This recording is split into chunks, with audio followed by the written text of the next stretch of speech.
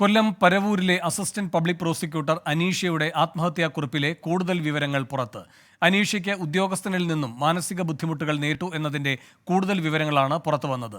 അനീഷയുടെ phone കുടുംബം പോലീസിന് കൈമാറും. വിഷയത്തിൽ കൊല്ലം ബാർ അസോസിയേഷൻ ഇന്ന് അടിയന്തരമായി യോഗം ചേരും. കൊല്ലത്ത് നിന്ന് അരുൺ രാജ് കൂടുതൽ വിവരങ്ങളുമായി ചേരുന്നു. അരുൺ, ഇതിലെ അന്വേഷണം എങ്ങനെ പുരോഗമിക്കുന്നു? ഡയറി കുറിപ്പുകളിലടക്കം വിവരങ്ങൾ ഉണ്ട് എന്നറിയുന്നു. എന്തൊക്കെയാണ് പോലീസ് നൽകുന്ന സൂചനകൾ?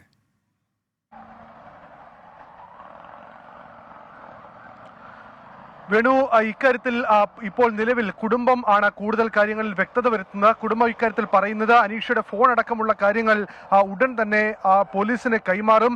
ഇതിൽ ഈ അനീഷയുടെ മൊബൈൽ ഫോണിൽ കൂടുതൽ തെളിവുകൾ ഉണ്ട് എന്നുള്ളതാണ് കുടുംബം പറയുന്നത്. കേസ് നിയമപരമായി തന്നെ നേരിടാൻ ഒരുങ്ങുകയാണ് കുടുംബം. മറ്റൊന്ന്, ഇന്ന് കൊല്ലം ബാർ അസോസിയേഷനിലെ അഭിഭാഷകരടക്കമുള്ള സംഘം ഈ കുടുംബവുമായി നേരിട്ട് സംസാരിച്ചിരുന്നു. അവർ ഇക്കാര്യത്തിൽ കുടുംബത്തിന് എല്ലാവിധ പിന്തുണയും ഇപ്പോൾ നൽകിയിട്ടുണ്ട്.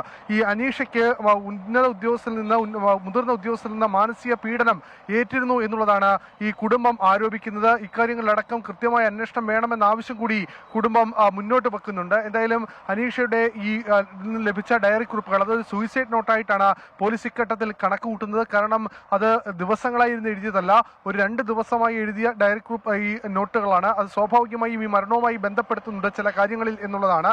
അങ്ങനെയാണെങ്കിൽ ഇതുകൂടി പരിശോധിച്ച ശേഷമായിരിക്കും ആത്മഹത്യാ പ്രേരണയിൽ ആരെങ്കിലും ഉൾപ്പെട്ടിട്ടുണ്ടോ എന്നീ കാര്യങ്ങളടക്കം അന്വേഷണം നടത്തി പോലീസ് നടപടിയിലേക്ക് കടക്കുക.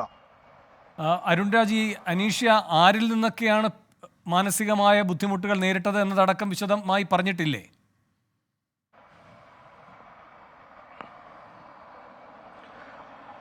ഇപ്പോൾ വേണു, അനീഷയുടേതായി പുറത്തു വന്ന ഒരു ഫോൺ സംഭാഷണം മാത്രമാണ് ഇതിപ്പോൾ പൊതുമധ്യത്തിലുള്ളത്. അതിനപ്പുറമുള്ള ചില വിവരങ്ങൾ നിലവിലില്ല എന്നുള്ളതാണ് നമുക്ക് മനസ്സിലാക്കാൻ കഴിയുന്നത്. ഡയറി കുറിപ്പുകൾ പോലീസിന്റെ പക്കലാണ് ഇപ്പോൾ പൂർണ്ണമായി ഉള്ളത്. ഈ ഡയറി കുറിപ്പുകൾ പോലീസ് പരിശോധിച്ചു വരികയാണ്. ഈ ഡയറി കുറിപ്പുകളിൽ ചിലരുടെ പേരുകളുണ്ട് എന്ന ചില സൂചനകൾ മാത്രമാണ് പുറത്തുള്ളത്. ഇക്കാര്യത്തിൽ നമുക്ക് ഇപ്പോൾ ഉറപ്പിച്ച് പറയാൻ കഴിയില്ല. കാരണം അത് പോലീസിന്റെ അന്വേഷണവുമായി ബന്ധപ്പെട്ട് നിൽക്കുന്ന കാര്യങ്ങളാണ്. ഒന്നുകിൽ അത് കുടുംബം വ്യക്തമാക്കണം, അല്ലെങ്കിൽ അത് പോലീസാണ് വ്യക്തമാക്കേണ്ടത്.